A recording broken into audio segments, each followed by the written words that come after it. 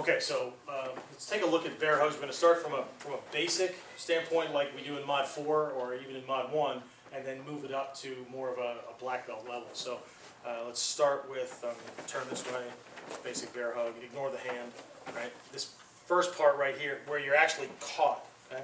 So the first thing is to be able to create some movement, right? But we're going to start with this Kyojitsu kind of thing where I want to resist with my arms, but what I'm really doing is sneaking my hips away, okay?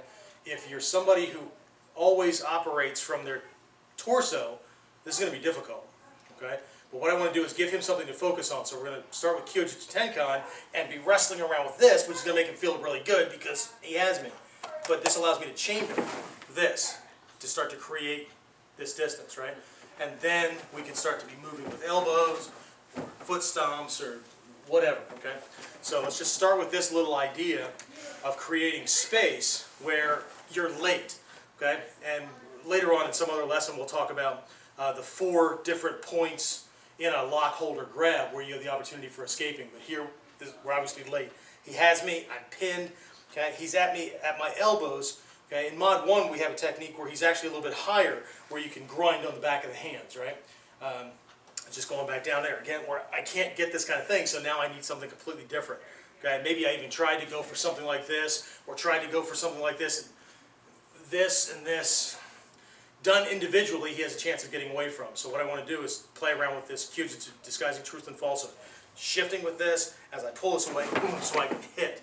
And then start turning things in, kick, whatever it is that you're going to land in there based on the space that you have. But the meat of the technique, the idea behind it, is in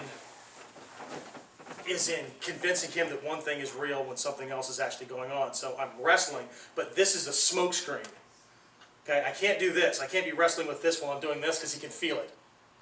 Okay, he knows that I'm winding up.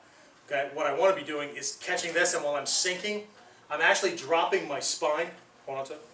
I'm going to drop my spine so there's actually still contact. Feel it? I've just replaced my butt with my lumbar. Okay? And if you really want to get them, right, pull this and then drop both at the same time. Arch your own back, drop your head, and slam your hips. You're going to get one, the other, or both. You okay? Okay, so you get grabbed, you're pinned in here, wrestle with the upper body so that you can fire your lower abs and chamber the hips.